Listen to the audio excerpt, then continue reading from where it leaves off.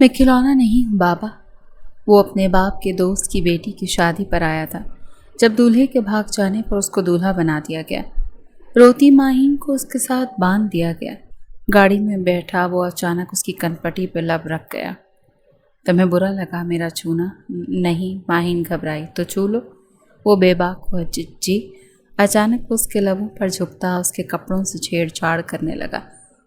وہ اس کی گردن کی جانب جھکتا اس کے گہرے گلے سے جھانکتے منظر کو دیکھ کر بےتاب ہوا۔ وہ گاڑی میں ویڈنگ نائٹ منانے۔ میں یہ نکاح نہیں کروں گا، آہت کی آواز پورے ڈرائنگ روم میں گونجی تو ایک لمحے کے لیے ہر طرف مکمل خاموشی چھا گئی۔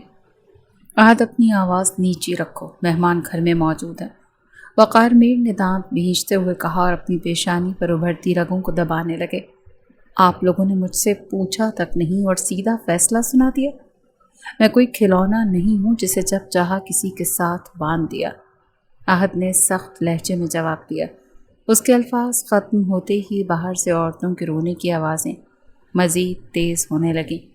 پورا گھر جو چند گھنٹے پہلے قہقہوں اور ڈھولکی کی آوازوں سے گونج رہا تھا اب ماتم کدا محسوس ہو رہا تھا۔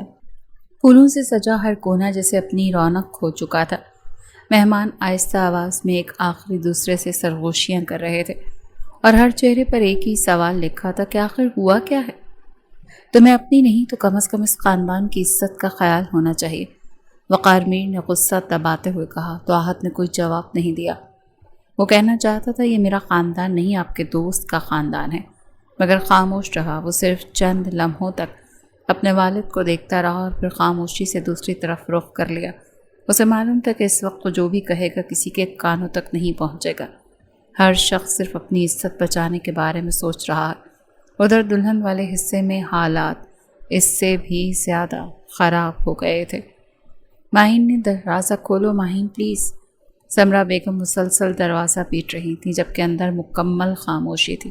بیٹا ایک بار میری بات سن لو، اس کی آواز بھرانے لگی۔ کچھ لمحے بعد دروازہ آہستہ سے کھلا۔ سرخ جوڑے میں ملبوس ماہین کی آنکھیں مسلسل رونے کی وجہ سے سرخ ہو چکی تھیں۔ کاجل پھیل کر اس کے گالوں تک آ گیا تھا مگر وہ پھر بھی حیرت انگیز حد تک پرسکون نظر آ رہی تھی۔ کیا ہوا امی؟ اس نے مدھم آواز میں پوچھا تو سمرا بیگم نے اسے سینے سے لگا لیا اور زور زور سے رونے لگی۔ ہم برباد ہو گئے بیٹا، وہ بمشکل اتنا ہی کہہ سکیں۔ ماہین نے انہیں خود سے الگ کیا اور پریشانی سے ان کا چہرہ دیکھا۔ صاف صاف بتائیں کہ ہوا کیا ہے، اس نے قدرے مضبوط لہجے میں کہا۔ عادل بھاگ گیا۔ یہ الفاظ سنتے ہی جیسے وقت چند لمحوں کے لیے رک گیا۔ ماہین پلکیں تک نہ جھپکا سکے۔ اس کے ہاتھوں میں پکڑی چوڑیوں کی ہلکی سی آواز کمرے کی خاموشی میں صاف سنائی دی۔ کیا مطلب بھاگ گیا؟ اس نے بمشکل پوچھا۔ وہ کسی اور لڑکی کے ساتھ چلا گیا۔ ابھی 1 گھنٹہ پہلے سمرا بیگم پھر سے رونے لگی۔ ماہین نے ایک گہرا سانس لیا۔ چند لمحے وہ خاموش کھڑی رہی پھر اس نے اپنی آنکھیں بند کر لی۔ دل بری طرح سے دھڑک رہا تھا مگر چہرہ حیرت انگیز حد تک ساکت تھا۔ باہر سے لوگوں کی آوازیں مسلسل بلند ہوتی جا رہی تھیں۔ کوئی خاندان والوں کو قصوروار ٹھہرا رہا تھا تو کوئی قسمت کو، کوئی افسوس کر رہا تھا تو کوئی تماشا دیکھنے آیا محسوس ہو رہا تھا۔ اب کیا ہوگا؟ ماہین نے آہستہ سے پوچھا۔ وقار صاحب ایک بات کر رہے ہیں۔ سمرا بیگم نے نظریں جھکا لیں۔ کون سی بات؟ ماہین نے فوراً سوال کیا۔ وہ چاہتے ہیں کہ ان کی آواز پھر رک گئی۔ امی پلیز، ماہین بے صبری سے بولی۔ وہ چاہتے ہیں کہ تمہارا نکاح آہت سے کر دیا جائے۔ یہ سنتے ہی ماہین کے چہرے کا رنگ اڑ گیا۔ اس نے چند لمحے اپنی ماں کو دیکھا جیسے یقین نہ آ رہا ہو کہ انہوں نے ابھی کیا کہا ہے۔ یہ مذاق ہے نا؟ اس کے لبوں سے بے اختیار نکلا۔ کاش ایسا ہوتا۔ سمرا بیگم نے آنسو صاف کرتے ہوئے جواب دیا۔ اسی وقت باہر سے کسی نے دروازہ کھٹکھٹایا۔ باجی، سب لوگ آپ دونوں کو نیچے بلا رہے ہیں، ایک لڑکی نے آہستہ سے کہا۔ ماہین نے آئینے کی طرف دیکھا۔ سرخ جوڑا اب بھی ویسا ہی تھا مگر اسے لگا جیسے چند لمحوں میں وہ کئی سال بڑی ہو گئی ہو۔ اس نے اپنے آنسو صاف کیے، دوپٹہ ٹھیک کیا اور خاموشی سے کمرے سے باہر نکل آئی۔ سیڑھیوں سے نیچے اترتے ہوئے ہر نظر اسی پر جم گئی۔ کچھ عورتوں نے ہمدردی سے دیکھا، کچھ نے ترس کھایا اور کچھ نے فوراً نظریں چرا لیں۔ ڈرائنگ روم میں دونوں خاندان آمنے سامنے بیٹھے تھے۔ فضا میں ایسا بوجھ تھا کہ سانس لینا بھی مشکل لگ رہا تھا۔ احد ایک طرف کھڑا کھڑکی سے باہر دیکھ رہا تھا، جبکہ وقار میر مسلسل کسی گہری سوچ میں تھے۔ ماہین کے قدم رک گئے جب اس کی نظر پہلی بار احد پر پڑی۔ چند سیکنڈز کے لیے دونوں کی نظریں ملی۔ نہ سلام ہوا، نہ کوئی تعارف، بس خاموشی تھی جو دونوں کے درمیان کھڑی سب کچھ کہہ رہی تھی۔ میں کسی کی مجبوری نہیں بننا چاہتی۔ ماہین کی آواز خاموش کمرے میں صاف سنائی دی تو سب کی نظریں ایک ساتھ اس کی طرف اٹھ گئیں۔ وہ آہستہ آہستہ چلتی ہوئی درمیان میں آ کر رک گئی۔ اس کی پلکیں نم تھی مگر آواز میں عجیب سا ٹھہراؤ تھا۔ اگر میری وجہ سے کسی پر دباؤ ڈالا جا رہا ہے تو ایسا مت کریں، اس نے نظریں جھکاتے ہوئے کہا۔ وقار میر نے گہرا سانس لیا اور اپنی جگہ سے اٹھ کھڑے ہوئے۔ بیٹا، یہ دباؤ نہیں، وقت کی ضرورت ہے، انہوں نے نرم لہجے میں کہا۔ وقت کی ضرورت ہمیشہ لڑکی ہی کیوں بنتی ہے؟ پہلی بار ان کی آنکھوں میں دیکھ کر سوال کیا۔ کمرے میں بیٹھے کئی لوگ بے اختیار ایک دوسرے کا چہرہ دیکھنے لگے۔ کسی کے پاس اس سوال کا جواب نہیں تھا۔ احد نے پہلی بار کھڑکی سے نظریں ہٹا کر ماہین کو دیکھا۔ وہ توقع کر رہا تھا کہ وہ روئے گی یا ضد کرے گی، مگر اس کے لہجے میں نہ شکوہ تھا اور نہ ہی کوئی الزام، بس ایک تھکن تھی جو سیدھی دل تک اتر رہی تھی۔ میں نے بھی یہ فیصلہ نہیں کیا، احد نے خاموشی توڑ دی۔ سب کی نظریں فوراً اس کی طرف مڑ گئیں۔ مجھ سے بھی کسی نے نہیں پوچھا تھا، اس نے اتنے ہی پرسکون انداز میں کہا۔ وقار میر نے بے اختیار آنکھیں بند کر لیں۔ انہیں اندازہ تھا کہ بات اب آسانی سے ختم ہونے والی نہیں۔ احد، ان کی آواز میں تنبیہ تھی۔ نہیں بابا، آج بات مکمل ہوگی۔ احد نے پہلی بار اپنے والد کی بات کاٹ دی۔ میں پوری زندگی آپ لوگوں کی ہر بات مانتا آیا ہوں۔ کاروبار آپ نے کہا سنبھالو، سنبھال لیا۔ باہر جانا چھوڑ دو، چھوڑ دیا۔ اپنی پسند ناپسند تک کبھی زبان پر نہیں لایا، لیکن نکاح میری زندگی کا فیصلہ ہے، کم از کم اس میں تو میری مرضی ہونی چاہیے تھی۔ اس کے لہجے میں چیخ نہیں تھی مگر ہر لفظ سیدھا دل پر لگ رہا تھا۔ کمرے میں موجود ہر شخص خاموش تھا، کوئی اس کی بات غلط بھی نہیں کہہ سکتا تھا۔ اسی لمحے ایک بزرگ خاتون نے اپنی لاٹھی زمین پر زور سے ماری۔ بس بہت ہو گیا۔ ان کی بھاری آواز پورے کمرے میں گونجی۔ وہ وقار میر کی والدہ تھیں اور گھر میں سب ان کی بات مانتے تھے۔ اتنی دیر سے سب اپنی اپنی بات کر رہے ہیں مگر کسی نے یہ نہیں سوچا ہے کہ اس بچی پر کیا گزر رہی ہے۔ انہوں نے ماہین کی طرف اشارہ کیا تو ماہین نے فوراً نظریں جھکا لیں۔ آج اگر یہ نکاح نہ ہوا تو کل صبح تک ہر زبان پر اس لڑکی کا نام ہوگا۔ کوئی نہیں پوچھے گا کہ لڑکا کیوں بھاگا، سب یہی کہیں گے کہ دلہن میں کوئی کمی ہوگی۔ ان کے الفاظ سن کر کئی عورتوں کی نظریں جھک گئیں کیونکہ وہ جانتی تھیں کہ یہی سچ تھا۔ دادی نے احد کی طرف دیکھا۔ اور تم اتنے کمزور تو نہیں تھے کہ ایک بے قصور لڑکی کی عزت بچانے سے بھی انکار کر دو؟ احد نے کچھ کہنا چاہا مگر الفاظ حلق میں ہی رک گئے۔ وہ جانتا تھا کہ دادی جذبات سے بات کر رہی ہیں مگر ان کی بات غلط بھی نہیں تھی۔ ماہین نے خاموشی سے اپنی انگلیوں میں پہنی انگوٹھی کو گھمانا شروع کر دیا۔ وہ مسلسل ایک ہی بات سوچ رہی تھی کہ چند گھنٹے پہلے تک خوشیوں میں مصروف تھی اور اب اس کی زندگی کا فیصلہ اس کے سامنے رکھا جا رہا تھا۔ اس نے ایک لمحے کے لیے اپنے والد ابرار صاحب کی طرف دیکھا۔ وہ کرسی پر بیٹھے تھے مگر یوں لگ رہا تھا جیسے چند گھنٹوں میں برسوں کے بوڑھے ہو گئے ہوں۔ ان کی جھکی ہوئی گردن اور نم آنکھیں دیکھ کر ماہین کا دل بھی بری طرح کانپ گیا۔ وہ جانتی تھی کہ اگر آج یہ رشتہ نہ ہوا تو سب سے زیادہ ٹوٹنے والے انسان ان کے والد ہوں گے۔ اس نے آہستہ سے آنکھیں بند کی، چند لمحے گہری سانس لی، پھر خاموشی سے بولی، اگر میری ہاں سے آپ لوگوں میں سے کسی کو کوئی تکلیف نہ اٹھانی پڑے تو مجھے یہ نکاح قبول ہے۔ اس کے الفاظ ختم ہوتے ہی پورے کمرے میں ایسی خاموشی چھا گئی جیسے کسی نے وقت کو روک دیا ہو۔ احد نے چونک کر اس کی طرف دیکھا۔ اسے یقین نہیں آ رہا تھا کہ ایک لڑکی اتنی آسانی سے اپنی پوری زندگی داؤ پر لگا سکتی ہے۔ ماہین نے ایک بار بھی اس کی طرف نہیں دیکھا، وہ صرف اپنے والد کے چہرے پر لوٹتی ہوئی سانسیں دیکھ رہی تھی۔ اب سب کی نظریں احد پر تھیں، فیصلہ اب صرف اسی کے ہاتھ میں تھا۔ وہ چند لمحے خاموش کھڑا رہا، پھر اس نے گہرا سانس لیا، اپنی بند مٹھی آہستہ سے کھولی اور دھیمی آواز میں ایک گلا کھنکارتے ہوئے بولا، مجھے بھی یہ رشتہ قبول۔ اس کے ایک جملے کے ساتھ دونوں خاندانوں نے جیسے سکون کا سانس لیا مگر احد اور ماہین دونوں ہی ایک دوسرے سے نگاہیں چراتے اس رستے سے بھاگ جانا چاہتے تھے۔ کیا کامیاب ٹھہر سکتا تھا ان کا یہ رشتہ؟ قبول ہے۔ آہت نے تیسری بار نکاح کے الفاظ دہرائے تو نکاح خواہ نے مسکراتے ہوئے دعا کے لیے ہاتھ اٹھا دیے۔ کمرے میں موجود سب لوگوں نے ایک ساتھ آمین کہا، مگر اس آمین میں خوشی سے زیادہ سکون تھا کہ ایک بہت بڑا طوفان فی الحال ٹل گیا تھا۔ ادھر دوسرے کمرے میں ماہین نے بھی کپ کپاتے لبوں سے قبول ہے کہا تو اس کی آنکھوں سے دو گرم آنسو خاموشی سے گالوں پر بہہ گئے۔ کسی نے انہیں صاف کرنے کی کوشش نہیں کی۔ نکاح مکمل ہوتے ہی مبارکباد دینے والوں کا سلسلہ شروع ہو گیا۔ کچھ لوگ واقعی خوش تھے مگر زیادہ تر صرف رسم نبھا رہے تھے۔ ہر مبارکباد کے پیچھے ایک سوال بھی چھپا تھا جسے کوئی زبان پر نہیں لا رہا تھا۔ ماہین خاموشی سے سب کی باتیں سنتی رہی تھی۔ نہ اس نے کسی سے شکایت کی تھی نہ کسی سے ہمدردی مانگی، وہ بس ہر ایک کو ہلکی سی مسکراہٹ دے رہی تھی جو اس کی آنکھوں تک پہنچ ہی نہیں رہی تھی۔ ادھر آہت اپنے دوست حارث جسے اس نے کال کر کے بلایا تھا کے ساتھ لان میں آ گیا۔ بارش اب تیز ہو چکی تھی اور ٹھنڈی ہوا پھولوں کی خوشبو اپنے ساتھ اڑا رہی تھی۔ یار، آج صبح تک تو تم کسی کی شادی کے لیے تیاریاں کر رہے تھے اور شام ہوتے ہی خود دولہا بن گئے۔ حارث نے ماحول ہلکا کرنے کی کوشش کی تو آہت نے کوئی جواب نہیں دیا۔ وہ دور آسمان کی طرف دیکھتا رہا۔ تم ناراض ہو؟ حارث نے آہستہ سے پوچھا۔ نہیں، آہت نے مختصر جواب دیا۔ پھر اتنے خاموش کیوں ہو؟ حارث نے دوبارہ سوال کیا۔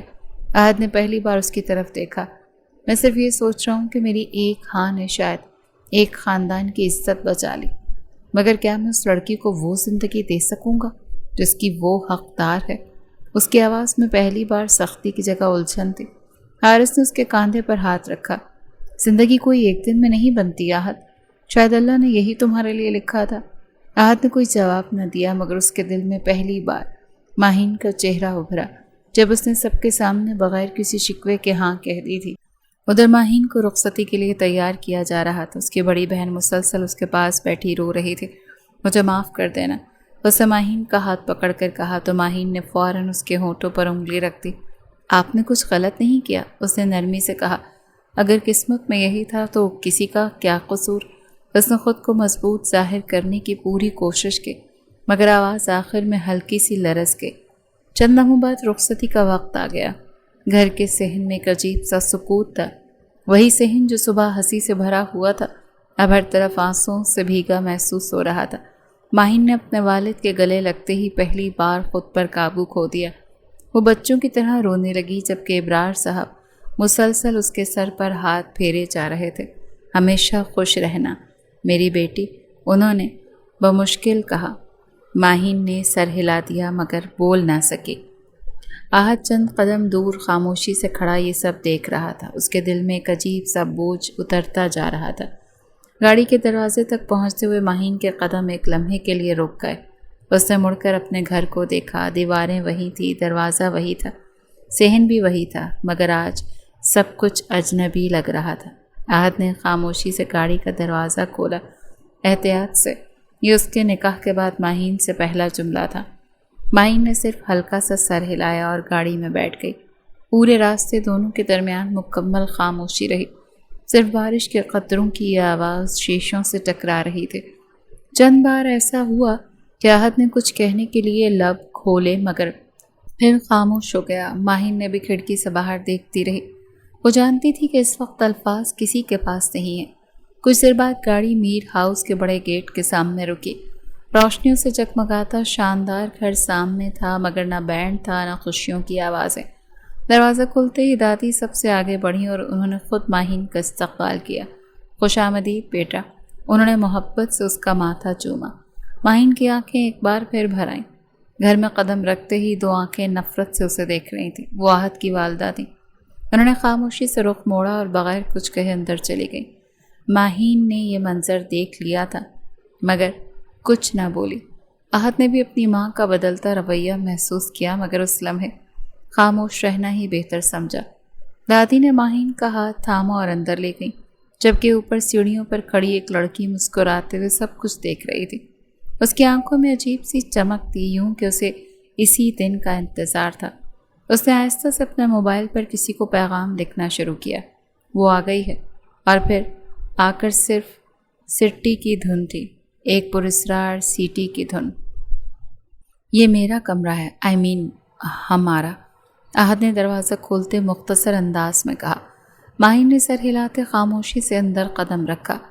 कमरे में दाखिल होती उसकी नज़र सबसे पहले दीवार पर लगी। बड़ी बड़ी किताबों के शेल्फ पर गई। सामने शीशे की दीवार के साथ एक सादा सा सोफ़ा रखा था, जबकि दूसरे कोने में काम करने की मेज़ पर लैपटॉप अभी तक खुला हुआ था। कमरे में हर चीज़ अपनी जगह पर थी। मालूम हो रहा था कि यहाँ रहने वाला इंसान बेहद मुनज़्ज़म था। सिर्फ एक चीज़ अजीब थी और वो ये कि इतने बड़े कमरे में कहीं भी किसी खुशी का एहसास नहीं था। ना कोई तस्वीर, ना कोई यादगार चीज़, ना किसी रंग का एहसास। बस सफ़ेद और सुरमई रंगों में डूबा एक खामोश कमरा।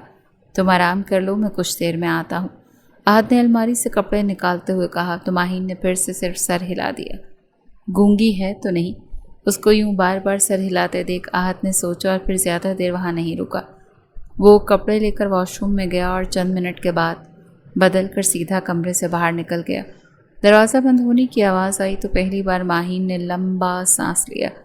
उसने आहिस्ता से अपना दुपट्टा उतारा और बेड के किनारे बैठ गई। सारा दिन जैसे एक फिल्म की तरह उसकी आंखों के सामने चलने लगा। सुबह वो किसी और के लिए सज रही थी और अब वो किसी और अजनबी शख्स की अजनबी कमरे में बैठी थी। उसने बेख्तियार अपनी हथेली पर नज़र डाली। निकाह के वक्त पहनाई गई अंगूठी अभी तक नई नई महसूस हो रही थी। उसे देखती रही, फिर हल्की सी मुस्कुराहट उसके लबों पर आई। जिंदगी भी कितनी अजीब है, उसने खुद से कहा। उसी वक्त दरवाजे पर दस्तक हुई। भाभी, अंदर आ सकती हूँ? बाहर से एक शोख आवाज़ आई। माहिन ने फ़ौरन आंसू साफ किए। जी आ जाएं। दरवाज़ा खुलते ही तकरीबन 22-23 साल की एक लड़की तेज़ी से अंदर आई। चेहरे पर शरारत भरी मुस्कुराहट और हाथ में दूध का गिलास। मैं ईमन हूँ, आहद भाई की छोटी बहन, उसने हंसते हुए अपना तारुफ करवाया। माहिन ने पहली बार दिल से मुस्कुराकर उससे देखा। अस्सलाम वालेकुम, उसने नरमी से कहा। वालेकुम अस्सलाम भाभी, और प्लीज़ इतना डरने की ज़रूरत नहीं, मैं आपको खाने नहीं आई, एमन ने हंसते हुए कहा। तो माहिन बेख्तियार हंस पड़ी। ये शायद आज का पहला लम्हा था जब उसके चेहरे पर असली मुस्कुराहट आई थी। अम्मी ने दूध भेजा है, मगर सच बताऊं उन्होंने खुशी से नहीं भेजा, मैं खुद ही लेकर आई हूँ, एमन ने आहिस्ता से सरगोशी के। माहिन ने चौंक कर उसकी तरफ देखा। आपकी अम्मी मुझे पसंद नहीं करती? उन्होंने सीधा सवाल किया। एमन चंद लम्हे खामोश रही, पर उसने गहरा सांस लिया। अम्मी को ये शादी पसंद नहीं आई। उनकी नज़र में भाई के लिए कोई और लड़की थी। लेकिन आप दिल छोटा मत करें, दादी आपके साथ हैं, और जहाँ दादी होती हैं वहाँ आधा घर खुद ब खुद साथ आ जाता है, वो मुस्कुराते हुए बोली। तो माहिन ने इस बात में सर हिलाया, मगर दिल के किसी कोने में हल्की सी चुभन ज़रूर महसूस हुई। उसी लम्हे नीचे से किसी खातून की तेज़ आवाज़ सुनाई दी। एमन, कहाँ मर गई हो? एमन ने आंखें घुमाई। देखा, मैं सोच ही रही थी कि मुझे भी काफ़ी टफ टाइम मिलने वाला है अम्मी की तरफ से। उसके लहजे में शरारत वाज़ेह थी और अगले ही पल वो जल्दी से उठी। कल सुबह नाश्ते पर मिलते हैं भाभी, और हाँ, भाई से भी डरने की ज़रूरत नहीं, वो बाहर से बर्फ़ है मगर अंदर से इतने भी बुरे नहीं, माहिनी खेजी से कहकर वो हंसती हुई बाहर निकल गई। माहिन उसकी बात पर बेख्तियार मुस्कुरा दी। चंद मिनट के बाद दरवाज़ा दोबारा खुला और इस बार आहद अंदर आया। उसके हाथ में एक इजाफी तकिया और कंबल था। तुम बेड पर सो जाओ, मैं सोफ़े पर सो जाऊँगा, उसने सादा अंदाज में कहा। माहिन फ़ौरन खड़ी हो गई। नहीं, आप बेड पर सो जाएं, मैं सोफ़े पर सो जाऊँगी, उसने झिझकते हुए जवाब दिया। ज़रूरत नहीं, आहद ने मुख्तसर से कहा। लेकिन माहिन ने कुछ कहना चाहा। मैंने कहा ना कि तुम बेड पर सो जाओ। उसके लहजे में सख्ती नहीं थी, मगर लहजा दो टोक ज़रूर था। माहिन खामोश हो गई। आहद ने सोफ़े पर कंबल रखा और लाइट बंद करने लगा तो अचानक उसकी नज़र माहिन पर पड़ी, जो अभी तक सुर्ख जोड़े में ही खड़ी थी। वो एक लम्हे के लिए रुका, फिर अलमारी की तरफ गया। वो उसके लिए अपनी ही ड्रेसेस में से कुछ निकालने वाला था जब ऊपर वाले खाने से एक नया शॉपिंग बैग मिला। अंदर झांकने से मालूम पड़ा कि किसी लेडीज़ के कपड़े थे। वो समझते हुए सर हिला गया। एमन ने शायद पहले से ही कपड़े रख दिए थे। ये पहन लो, इस ड्रेस में आराम नहीं मिलेगा, ये कहकर वो बगैर उसकी तरफ देखे बालकनी में चला गया ताकि उसे बदलने में आसानी हो। माही ने हैरत से बैग खोला। अंदर हल्के आसमानी रंग का खूबसूरत सूट रखा था जिसके साथ दुपट्टा भी था। वो चंद लम्हे उसे देखती रही। ये शायद पहला एहसास था कि अजनबी घर में कोई उसकी तकलीफ़ कहे बगैर भी समझ रहा था। उधर बालकनी में खड़ा आहद बारिश के बाद की ठंडी हवा में गुम था। वो बेखबर था कि उसने सिर्फ एक कपड़ों का जोड़ा नहीं दिया, बल्कि अंदर बैठी उस अजनबी लड़की के दिल में اپنے لیے احترام کا پہلا چراغ بھی جلا دیا ہے۔ جبکہ لان میں کھڑی لڑکی اس خوبصورت شہزادے کو عجیب سی نگاہوں سے دیکھتی معنی خیزی سے گنگناتی اندر کی طرف بڑھ گئی۔ آہت نیچے آ جاؤ، سب تمہارا انتظار کر رہے ہیں۔ دادی کی آواز دروازے کے باہر سے آئی تو آہت نے بالکنی سے اندر قدم رکھا۔ ماہین اس وقت بدل چکی تھی اور ہلکے آسمانی لباس میں پہلے سے کہیں زیادہ پرسکون لگ رہی تھی۔ چہرے پر تھکن اب بھی موجود تھی، مگر سرخ خصوصی لباس کا بوجھ اترنے کے بعد وہ جیسے پہلی بار خود کو محسوس کر رہی تھی۔ آہت کی نظر ایک لمحے کے لیے اس پر ٹھہر گئی، مگر اگلے ہی لمحے اس نے نظریں ہٹا لیں۔ دادی بلا رہی ہیں، چلو، اس نے مختصر سے انداز میں کہا تو ماہین نے خاموشی سے دوپٹہ درست کیا اور اس کے پیچھے چل دی۔ سیڑھیاں اترتے ہوئے دونوں کے درمیان ایک بازو جتنا فاصلہ تھا، مگر خاموشی اس فاصلے سے کہیں زیادہ بڑی تھی۔ جیسے ہی وہ ڈائننگ ہال میں داخل ہوئی تو سب کی نظریں ایک ساتھ ان دونوں پر جم گئیں۔ لمبی میز کے گرد پورا خاندان بیٹھا تھا اور دادی سربراہی کرسی پر براجمان تھی۔ وقار میر ان کے دائیں طرف جبکہ ان کی اہلیہ نادیہ بیگم بائیں طرف بیٹھی تھی۔ ایمن نے دونوں کو دیکھا تو فوراً اپنی کرسی سے اٹھ گئی۔ بھابھی، یہاں میرے ساتھ بیٹھ جائیں، اس نے خوشی سے کہا تو ماہین ابھی بیٹھنے ہی والے تھے کہ نادیہ بیگم کی آواز سنائی دی، نئی دلہن کو پہلے گھر کے بڑوں کو سلام کرنا چاہیے، پھر بیٹھنا چاہیے۔ ان کے لہجے میں نرمی کم اور حقارت اور طنز زیادہ تھا۔ ماہین فوراً سنبھل گئے، وہ ایک ایک کے پاس گئے اور ادب سے سلام کیا۔ وقار میر نے شفقت سے دعا دی، دادی نے اسے اپنے پاس بلا کر ماتھا چوما، مگر جب وہ نادیہ بیگم کے سامنے رکی تو انہوں نے صرف ہلکا سا سر ہلا دیا، نہ دعا دی نہ مسکراہٹ۔ یہ رویہ وہاں بیٹھے سب لوگوں نے محسوس کیا، مگر کسی نے کچھ نہیں کہا۔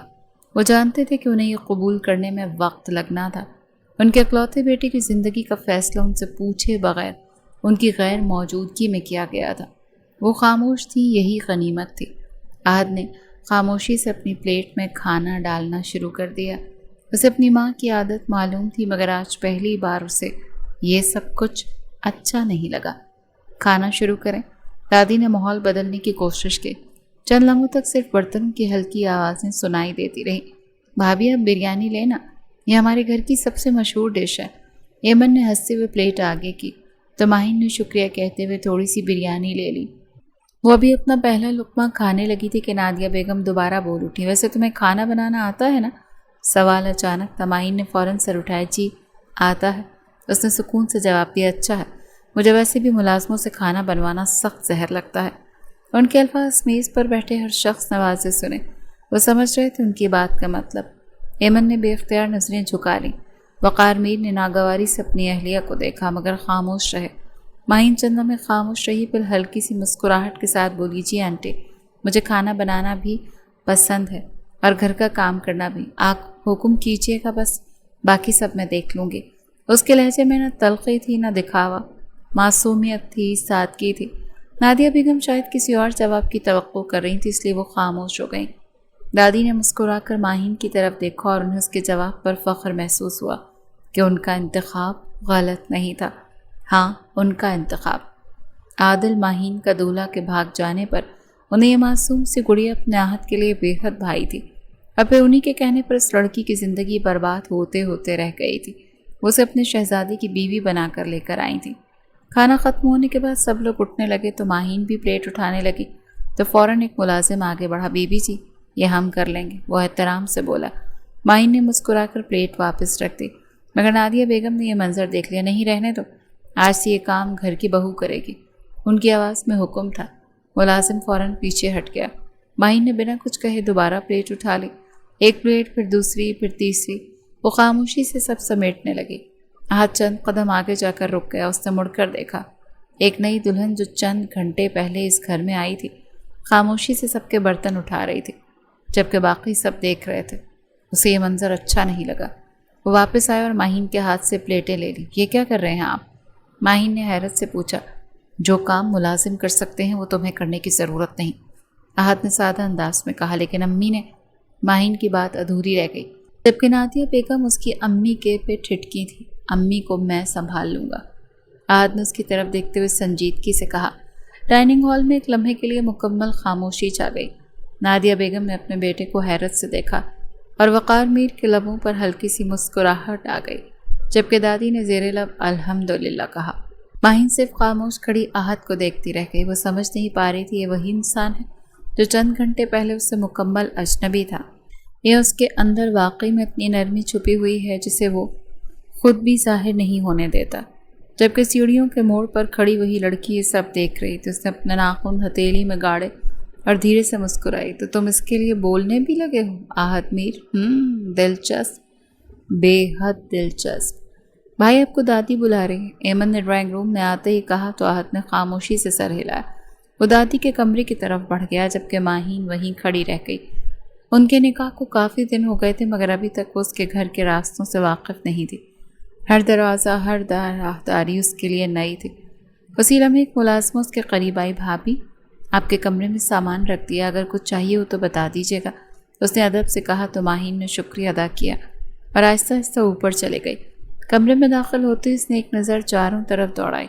اس کا سوٹ کیس بیڈ کے پاس رکھا تھا، ڈریسنگ ٹیبل پر اس کی چند چیزیں ترتیب سے رکھی ہوئی تھیں، کسی نے بڑی صفائی سے سب کچھ جما دیا تھا۔ وہ آہستہ سے بیڈ پر بیٹھ گئی۔ سارا دن جسم پر ایسے گزارا تھا جیسے کئی برس ایک ہی دن میں بیت گئے ہوں۔ اس نے موبائل اٹھایا تو اسکرین پر اپنے والد کی تصویر دیکھ اس کی آنکھیں بھر آئیں۔ وہ کافی دیر تک تصویر کو دیکھتی رہی، پھر خود کو سنبھال کر کال ملا دی۔ کیسی ہے میری بچی؟ دوسری طرف سے ابرار صاحب کی آواز آئی تو ماہین نے لب بھینچ لیے۔ صرف یہی ایک آواز تھی جو سنتے ہی اس کا حوصلہ ٹوٹنے لگتا تھا۔ جی ابو، میں بالکل ٹھیک ہوں، اس نے خود کو مضبوط ظاہر کرتے ہوئے کہا۔ کوئی کچھ کہتا تو نہیں؟ انہوں نے فوراً پوچھا۔ نہیں ابو، سب بہت اچھے ہیں، آپ بالکل فکر نہ کریں۔ اس نے اپنے دل کی ہر بات دل میں ہی رہنے دی۔ چند منٹ بات کرنے کے بعد اس نے فون بند کیا اور آنکھیں بند کر کے سر دیوار سے ٹکا دیا۔ اسی وقت دروازہ بغیر دستک کے کھلا۔ نادیہ بیگم اندر داخل ہوئی۔ ماہین فوراً کھڑی ہو گئی۔ السلام علیکم، اس نے احترام سے کہا۔ وعلیکم السلام، جواب مختصر تھا۔ انہوں نے پورے کمرے پر ایک نظر ڈالی پھر سیدھا ماہین کی طرف دیکھنے لگی۔ ایک بات یاد رکھنا، یہ گھر بہت اصولوں والا گھر ہے، یہاں ہر کام وقت پر ہوتا ہے۔ مجھے لاپرواہی بالکل پسند نہیں، اور سب سے اہم بات، میرے بیٹے کو اپنی باتوں میں الجھانے کی کوشش مت کرنا۔ ان کا لہجہ ٹھنڈا تھا مگر ہر لفظ میں واضح تنبیہ تھی۔ ماہین نے حیرت سے ان کی طرف دیکھا۔ جی بالکل، مجھے بھی کسی کو بدلنے کا شوق نہیں، جبکہ لفظوں سے کسی کو خود کی جانب مائل کرنا میرے نزدیک ایک بدترین عمل ہے۔ بے فکر رہیں، میں یہ عمل نہیں کروں گی، اس نے آہستگی سے مضبوط جواب دیا۔ اچھا ہے، ویسے تم کر بھی لو تو مضحکہ نہیں، کیونکہ آہت صرف میری بات سنتا ہے۔ یہ کہہ کر وہ مڑی اور کمرے سے باہر چلی گئی۔ دروازہ بند ہوتے ہی ماہین نے گہرا سانس لیا۔ اسے اندازہ ہو گیا تھا کہ اس کی ساس اسے کافی ٹف ٹائم دینے والی ہے، مگر اسے وہ کہیں بھی غلط نہیں لگی تھی۔ ایک ناپسندیدہ لڑکی ان کے بیٹے کی بیوی بن گئی، ان کا رویہ بھی غلط نہیں تھا۔ اس وقت دادی کے کمرے میں وقار، میر اور راحت بیٹھے تھے۔ بیٹا میں جانتا ہوں تم دل سے خوش نہیں ہو، دادی نے نرمی سے کہا۔ راحت خاموش رہا۔ لیکن ایک بات یاد رکھنا، کسی بے قصور کو اس کی قسمت کی سزا مت دینا، انہوں نے اس کی طرف دیکھتے ہوئے کہا تو آہت نے پہلی بار نظریں اٹھائیں۔ اس کے ذہن میں فوراً ماہین کا چہرہ آیا، وہی خاموش آنکھیں، وہی بنا شکایت کے سب کچھ قبول کر لینے والا انداز۔ میں کبھی اس کے ساتھ ناانصافی نہیں کروں گا دادی، اس نے آہستہ سے کہا۔ دادی مطمئن ہو کر مسکرا دی۔ اسی وقت باہر سے ایمن بھاگتی ہوئی آئی۔ دادی جلدی آئیں، وہ روشنا، اس نے پریشانی سے بات ادھوری چھوڑ دی۔ آہت کے چہرے کے تاثرات ایک لمحے میں بدلے تھے۔ وہ فوراً اٹھ کھڑا ہوا۔ لان میں ایک سفید گاڑی رکی ہوئی تھی، اس سے اترنے والی لڑکی اعتماد سے چلتی دروازے تک آئی۔ اس نے مہنگا لہنگا پہن رکھا تھا اور چہرے پر عجیب سا غرور۔ کھٹکے سے دروازہ کھلا اور سیدھی اندر داخل ہو گئی۔ شادی کر لی؟ اتنی جلدی بھول بھی گئے مجھے، اس نے آہت کی جانب دیکھتے مسکراتے ہوئے کہا۔ آہت چند قدم کے فاصلے پر کھڑا اسے دیکھ رہا تھا۔ اس کی آنکھوں میں نہ حیرت تھی نہ خوشی، صرف بیزاری تھی۔ اوپر سیڑھیوں پر کھڑی ماہین نے بھی پہلی بار اس لڑکی کو دیکھا۔ وہ کچھ سمجھ نہیں پائی مگر اتنا ضرور جانتی تھی کہ اس لڑکی کے آنے سے آہت کے چہرے کے تاثرات نہایت بگڑے تھے، جبکہ گھر کا ماحول بھی ایک دم بدل گیا۔ روشنا نے اپنی نظریں پورے ہال میں گھمائیں اور پھر سیدھا ماہین پر آ کر روک دی۔ چند لمحے وہ خاموشی سے اسے دیکھتی رہی، پھر ہلکا سا مسکرائی۔ وہ مسکراہٹ دوستانہ نہیں تھی۔ ماہین کو اس مسکراہٹ سے خوف محسوس ہوا۔ تم یہاں کیوں آئی ہو؟ آہت کی آواز غیر معمولی حد تک سرد تھی۔ روشنا نے اپنی چشمیں اتار کر میز پر رکھے اور ہلکی سی مسکراہٹ کے ساتھ اس کے قریب گئی۔ اتنے عرصے کے بعد ملی ہوں اور تم نے حال تک نہیں پوچھا۔ اس نے جیسے بات کو ہلکا بنانے کی کوشش کی۔ میرے سوال کا جواب دو۔ احد نے ایک ایک لفظ الگ الگ ادا کیا تھا۔ ہال میں موجود ہر شخص خاموش تھا۔ دادی اپنی جگہ بیٹھی دونوں کو دیکھ رہی تھی، جبکہ نادیہ بیگم کے چہرے پر عجیب سی بے چینی تھی۔ روشنا نے ایک نظر سب پر ڈالی، پھر ماہین کی طرف دیکھا جو سیڑھیوں کے آخری زینے پر خاموش کھڑی تھی۔ اوہ، تو یہی ہے نئی دلہن؟ وہ مسکراتی اس کی طرف بڑھی۔ ہیلو ماہین، میں روشنا ہوں، احد کی بہت پرانی دوست۔ اس نے جان بوجھ کر دوست پر زور دیا تو ماہین نے ہلکا سا سلام کیا۔ السلام علیکم۔ اس کے جواب پر روشنا چند لمحے خاموش رہی، پھر ہنسی۔ بڑی سیدھی لگتی ہو، اس نے معنی خیز انداز میں کہا تو ماہین صرف مسکرا کر سر ہلا گئی۔ وہ ایسے لوگوں کو ایک ہی ملاقات میں پہچان لیتی تھی جو سامنے کچھ اور دل میں کچھ اور رکھتے ہوں۔ روشنا پر بات ختم ہو گئی ہو تو اب تم جا سکتی ہو، احد نے دو ٹوک انداز میں کہا۔ روشنا نے چونک کر اس کی طرف دیکھا۔ مجھے نکال رہے ہو؟ اس نے مصنوعی حیرت سے پوچھا۔ میں نے صرف جانے کا کہا، احد نے جواب دیا۔ واہ، شادی کے چند دن بعد ہی اتنی تبدیلی۔ وہ ہنسی، مگر اس کی آنکھوں میں ہنسی نہیں تھی۔ چلو خیر، میں تو صرف مبارکباد دینے آئی تھی۔ یہ کہتے ہوئے وہ ماہین کے قریب آئی۔ ایک مشورہ دوں؟ احد کو سمجھنا بہت مشکل ہے، اگر کبھی سمجھ آ جائے تو مجھے بھی بتا دینا، اس نے آہستہ سے کہا اور بغیر کسی جواب کا انتظار کیے مڑ گئی۔ وہ جیسے باہر نکلی تو پورا گھر دوبارہ خاموش ہو گیا۔ ماہین نے محسوس کیا کہ سب کے چہروں پر عجیب سا تناؤ تھا۔ دادی، میں اوپر چلی جاؤں؟ یہاں کھڑا ہونا اس کو آکورڈ لگا تھا۔ جب اس نے آہستہ سے کہا، جاؤ بیٹا، آرام کرو، دادی نے محبت سے جواب دیا۔ وہ واپس کمرے میں آ گئی، مگر اس کے ذہن میں مسلسل ایک ہی سوال گھوم رہا تھا کہ آخر یہ روشنا ہے کون، اور اس کے آنے سے سب اتنے پریشان کیوں ہو گئے؟ ادھر نیچے ڈرائنگ روم میں وقار میر نے گہرا سانس لیا۔ مجھے امید تھی وہ نہیں آئے گی، انہوں نے افسوس سے کہا۔ وہ آسانی سے ہار ماننے والوں میں سے نہیں، دادی نے سنجیدگی سے جواب دیا۔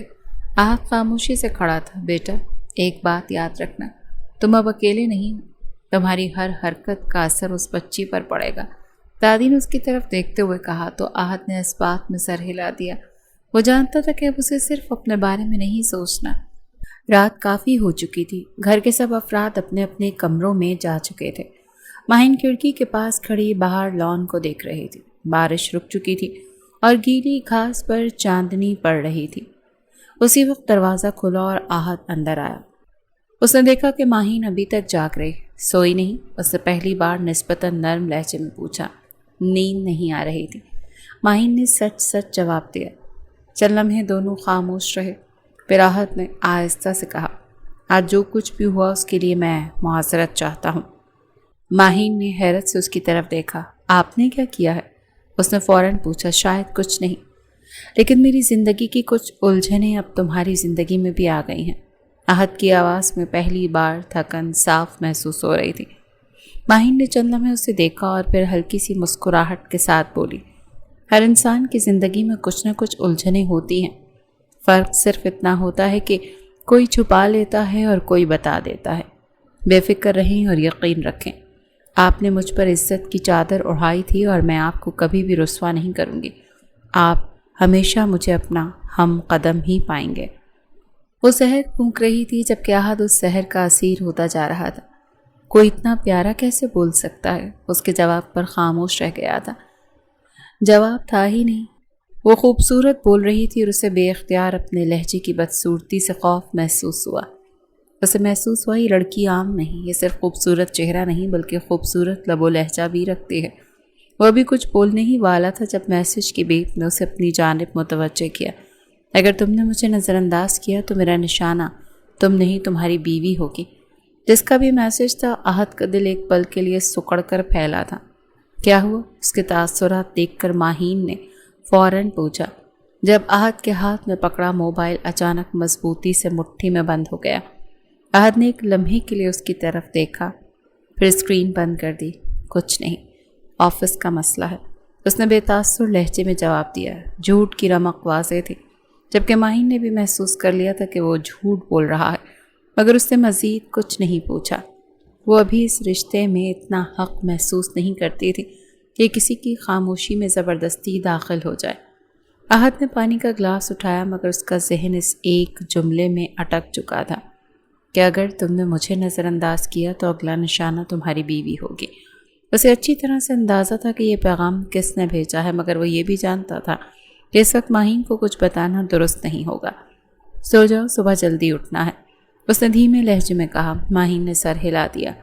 رات گزر گئی مگر نیند دونوں کی آنکھوں سے کوسوں دور تھی۔ صبح فجر کی اذان کے ساتھ ہی ماہین کی آنکھ کھل گئی تھی۔ وہ خاموشی سے اٹھی تاکہ احد کی نیند خراب نہ ہو۔ وضو کر کے نماز ادا کی اور پھر کھڑکی کے پردے ہٹا دیے۔ صبح کی ہلکی دھوپ کمرے میں پھیل گئی۔ اسی دوران اس کی نظر صوفے کی طرف گئی۔ احد جاگ چکا تھا مگر آنکھیں بند کیے خاموش لیٹا ہوا تھا۔ وہ شاید کسی گہری سوچ میں گم تھا۔ ماہین نے کچھ کہے بغیر کمرے سے باہر نکل جانا ہی بہتر سمجھا۔ جیسے ہی وہ نیچے پہنچی، دادی پہلے ہی چائے نماز سمیٹ رہی تھی۔ آ جاؤ بیٹا، انہوں نے محبت سے کہا تو ماہین ان کے پاس بیٹھ گئی۔ نیند آ گئی تھی؟ دادی نے مسکرا کر پوچھا۔ جی، کچھ دیر کے لیے، ماہین نے جواب دیا۔ دادی نے اس کا ہاتھ تھام لیا۔ یہ گھر باہر سے جتنا خوبصورت لگتا ہے نا، اندر سے اسے تعمیر کرنا اتنا آسان نہیں ہے، لیکن مجھے یقین ہے کہ تم یہ کر لو گی، تم اسے جوڑ لو گی۔ ماہین نے حیرت سے ان کی طرف دیکھا۔ جوڑنا ہمیشہ عورت ہی کیوں سیکھتی ہے دادی؟ اس کے منہ سے بے اختیار نکل گیا۔ دادی چند لمحے خاموش رہی پھر مسکرا دی۔ کیونکہ اللہ نے عورت کے اس کام کے لیے اس کو چن لیا ہے۔ لیکن یاد رکھنا، اس کا مطلب یہ نہیں کہ کم ظرفوں کو جوڑتے جوڑتے اپنی عزت قربان کر دینا۔ جہاں بات عزت پر آئے تم سب بھول جانا۔ تمہارے لیے تمہاری اولین ترجیح عزت ہونی چاہیے بچے، صرف عزت، سمجھ گئی؟ ماہین نے بے اختیار سر اس بات میں ہلایا۔ اس گھر میں کسی کی بات سن کر دل سے سکون محسوس ہوا تھا۔ سب لوگوں کو بلا کر لاؤ، ناشتہ لگ گیا، نادیہ بیگم نے ایمن سے کہا، جو سر ہاں میں ہلاتی اوپر کی طرف بڑھ گئی۔ چند ہی منٹوں میں پورا خاندان ڈائننگ ٹیبل پر موجود تھا۔ ایمن حسب عادت ہنستے ہوئے سب سے باتیں کر رہی تھی، جبکہ احد خاموشی سے کافی کا مگ ہاتھ میں لیے بیٹھا تھا۔ ماہین نے سب کے لیے چائے ڈالنی شروع کی تو نادیہ بیگم نے اسے غور سے دیکھا۔ آج دوپہر کو میرے کچھ مہمان آ رہے ہیں۔ میں نہیں چاہتی کہ کسی کو یہ محسوس ہو کہ ہماری نئی بہو کو گھر سنبھالنا نہیں آتا۔ ان کے لہجے میں حکم تھا۔ جی، آپ فکر نہ کریں، ماہین نے سکون سے جواب دیا۔ امی، آپ اتنی فکر نہ کریں، بھابھی سب سنبھال لیں گی۔ ایمن نے ہنستے ہوئے کہا۔ تم درمیان میں نہ بولو، نادیہ بیگم نے فوراً اسے ٹوک دیا اور ماحول ایک بار پھر سے سنجیدہ ہو گیا۔ احد نے خاموشی سے کپ میز پہ رکھا۔ اگر مہمان آ رہے ہیں تو شیف کو بتائیں، اسے کیوں بتا رہی ہیں؟ اس نے سادہ سے انداز میں کہتے ابرو اچکایا۔ گھر میں بہو موجود ہو تو شیف کی ضرورت نہیں پڑتی، نادیہ بیگم نے جواب دیا۔ احد کچھ بولنے ہی والا تھا کہ ماہین نے آہستہ سے کہا، کوئی بات نہیں، میں کر لوں گی۔ احد نے اس کی طرف دیکھا۔ اسے حیرت ہوئی کہ وہ ہر بار بحث ختم کیوں کر دیتی ہے۔ ناشتہ ختم ہونے کے بعد سب اٹھ گئے۔ ماہین بھی کچن کی طرف بڑھ گئی۔ وہ بھی شیلف سے برتن نکال ہی رہی تھی کہ اچانک اس کے پیچھے سے ایک نرم آواز آئی۔ میں مدد کر دوں؟ وہ پلٹ کر دیکھتی ہے تو احد دروازے پر کھڑا تھا۔ ماہین حیرت سے اسے دیکھنے لگی۔ آپ کچن میں؟ اس کے لبوں سے بے اختیار نکلا تو احد کے ہونٹوں پر بہت ہلکی سی مسکراہٹ آئی۔ میں اتنا بھی ناکارہ نہیں ہوں بیوی، کافی بنا لیتا ہوں۔ باقی کچھ نہیں آتا۔ اس نے پہلی بار شاید ماہین کے ساتھ یوں شرارتی لہجہ اپنایا تھا۔ وہ کئی پل ساکت نگاہوں سے اس کا خوبرو چہرہ دیکھتی رہی۔ کیا تھا یہ شخص؟ اس کے سر پر زبردستی تھوپی گئی تھی وہ، اور وہ اسے جانتا تک نہیں تھا۔ کون تھی وہ اس کے لیے؟ صرف اس کے باپ کے دوست کی بیٹی، جس بیٹی کی عزت بچانے کے لیے وہ اس کو عزت کی چادر پہنا گیا تھا۔ سب کچھ سوچتے ہی ماہین بھی بے اختیار مسکرا دی۔ یہ شخص اللہ کا انعام لگ رہا تھا اسے۔ بھابھی جلدی نیچے آئیں ورنہ امی آج میرا بھی برا حال کر دیں گی۔ ایمن ہانپتی ہوئی کمرے میں داخل ہوئی تو ماہین جو الماری میں کپڑے ترتیب دے رہی تھی مسکرا کر اس کی طرف مڑی۔ کیا ہوا، اتنی پریشان کیوں؟ اس نے نرمی سے پوچھا۔ آج دوپہر کے مہمان آ رہے ہیں اور امی نے پورے گھر کو جنگ کا میدان بنا دیا ہے، ایمن نے منہ بنا کر کہا۔ ماہین بے اختیار ہنس پڑی۔ آ رہی ہوں بس، تم بھی چلو، بلکہ رکو، ساتھ ہی چلتے ہیں۔ اس نے دوپٹہ درست کیا اور دونوں نیچے آ گئیں۔ پورے گھر میں ملازم ادھر سے ادھر بھاگ رہے تھے۔ کوئی ڈائننگ ٹیبل سجا رہا تھا، کوئی پھول بدل رہا تھا، کوئی برتن چمکا رہا تھا۔ نادیہ بیگم ہر چیز خود کھڑی ہو کر دیکھ رہی تھی۔ یہ نیپکن یہاں نہیں، وہاں رکھو، اور وہ فلاور واز سیدھا کرو، ان کی آواز مسلسل گونج رہی تھی۔ ماہین خاموشی سے ان کے قریب جا کر کھڑی ہو گئی۔ میں کیا کروں؟ تو اس نے ادب سے پوچھا تو نادیہ بیگم نے ایک نظر اس پر ڈالی۔ کچن میں جا کر کھانے کا انتظام دیکھو اور یاد رکھنا آج کسی چیز میں کمی نہیں ہونی چاہیے، انہوں نے مختصر انداز میں کہا۔ جی، ماہین فوراً کچن کی طرف بڑھ گئی۔ وہ وہاں پہنچی تو 2 ملازمائیں پہلے ہی سے مصروف تھیں۔ ماہین نے آستینیں چڑھائیں اور بغیر کسی جھجک کے ان کے ساتھ کام میں لگ گئی۔ وہ کبھی سلاد سجا رہی تھی، کبھی میز کے لیے ڈش تیار کر رہی تھی، کبھی چائے کا سامان دیکھ رہی تھی۔ کچن میں موجود سب لوگ حیران تھے کہ اتنے بڑے گھر کی دلہن بنا کسی نخرے کے ان کے ساتھ کام کر رہی ہے۔ بھابھی آپ رہنے دیں، ہم کر لیں گے، ایک ملازمہ نے جھجکتے ہوئے کہا۔ نہیں، سب مل کر کریں گے تو جلدی ہو جائے گا، ماہین نے مسکرا کر جواب دیا۔ اور اسی دوران آہت جو سیڑھیاں اتر رہا تھا اس کی نظر اتفاقاً کچن کی طرف پڑی۔ وہ چند لمحے دروازے پر کھڑا خاموشی سے ماہین کو دیکھتا رہا۔ وہ پوری توجہ سے کام کر رہی تھی اور ساتھ ساتھ ملازماؤں سے بھی ہنس ہنس کر باتیں کر رہی تھی۔ اس کے چہرے پر نہ کوئی شکایت تھی نہ تھکن، البتہ سکون بے تحاشا تھا۔ بھائی، ایمن نے آ کر اس کی سوچ توڑی۔ کیا دیکھ رہے ہیں؟ اس نے شرارتی انداز میں پوچھا۔ کچھ نہیں، آہت نے فوراً نظریں ہٹا لیں۔ جھوٹ، ایمن نے ہنستے ہوئے کہا۔ میں نے کچھ نہیں کہا۔ آہت نے گاڑی کی چابی اٹھائی اور باہر نکل گیا، مگر جاتے ہوئے ایک بار پھر بے اختیار کچن کی طرف دیکھنا نہ بھولا۔ ادھر ماہین کو اس کی موجودگی کا احساس تک نہ ہوا۔